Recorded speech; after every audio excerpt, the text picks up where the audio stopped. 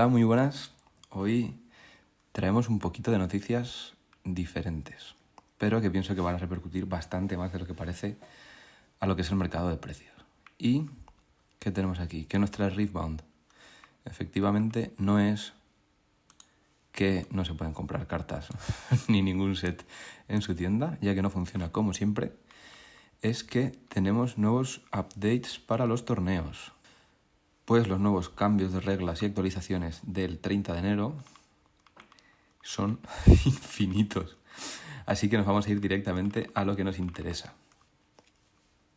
Aquí.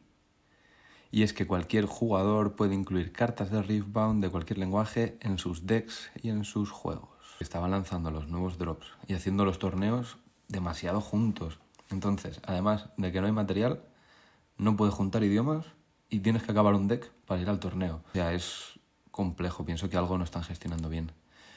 Pero por fin lo han solucionado y es que ahora podemos mezclar idiomas. Pero claro, que se puedan mezclar ahora los dos lenguajes que hay ahora mismo en Riftbound va a tener una repercusión al mercado y es evidente porque hay mucha diferencia de precio entre un tipo de material y el otro. Entonces, para mí hay dos opciones que son las más posibles o plausibles de que ocurran. Yo personalmente pienso que o bien la primera posibilidad es que los precios se vayan ajustando cada vez más, es decir, el inglés vaya bajando y el chino vaya subiendo hasta que se encuentre un punto en medio, una media o un punto armónico en el que puedas encontrar tanto cartas de un tipo como de otra.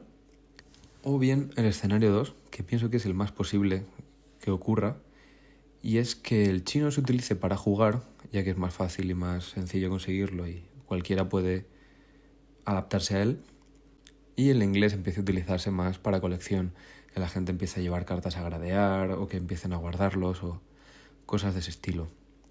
¿Y en qué me baso? Pues aquí, por ejemplo, podemos ver una de las cartas que se jugaba bastante hasta ahora, luego con Spiritforge veremos qué ocurre, pero es una carta rara que estaba en bastantes mazos, de un precio alto, y si nos fijamos, por ejemplo, aquí un punto bastante de convergencia, como hablábamos antes, es que los precios de esta carta, tanto en inglés como en chino, es bastante similar. Es una carta que es bastante abundante, no es compleja de conseguir, sí un poco cara, pero se juega bastante. Entonces vemos como poco a poco estos precios, hace un mes era bastante más abismal la diferencia. Ahora podemos ver que están bastante parejos. Con la Caixa ocurre algo similar, de hecho los precios son casi idénticos. Si os fijáis, valen lo mismo tanto en inglés como en chino. Pero aquí viene lo bueno. Si nos vamos a la Showcase o altos alternativos, aquí la diferencia sí que es más notable. Por ejemplo, podemos ver que el Victor en inglés está casi en los 110 euros, mientras que en chino no llega a los 80. Eso es entre un 25 y un 30%.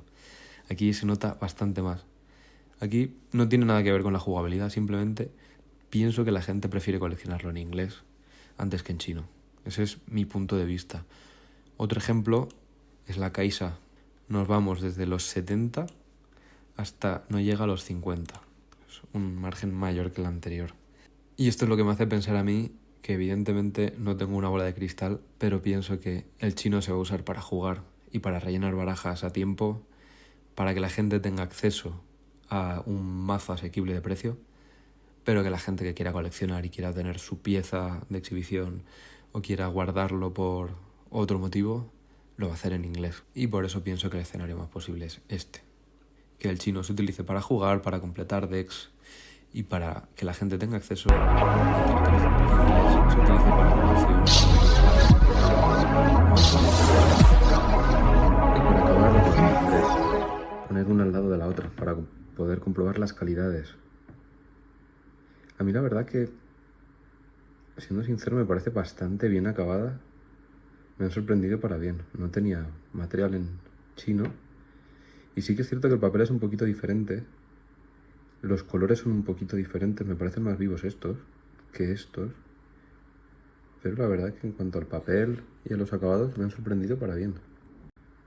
Sí que es cierto que en el foil se nota un poquito más la diferencia, ya que para hacer que brille la carta hay que imprimirle con una plancha especial Y aquí, por ejemplo, se nota bastante más lisa la carta. Y aquí sí que se ve un pelín la textura de la carta. Se ve el granulado final del papel. Están bastante conseguidas. Están bastante bien. Incluso, si nos fijamos, parece que está mejor troquelada la china que la inglesa, ¿eh? Y realmente pienso que lo que se nota más la diferencia es cuando tiene el foil o el stamping este que hace que brille. Sí que se nota un poquito porque, a ver si se puede ver, si os fijáis, es un poquito más curva la que tiene las letras en chino que la otra. No sé cómo ponerlo, quizás así. Sí que se ve que curva más. Eso será por la plancha que utilizan, la presión que le aplican, pero está bastante conseguido. Así que ya sabes, a partir de ahora se pueden jugar mezcladas en la misma baraja, un idioma con otro.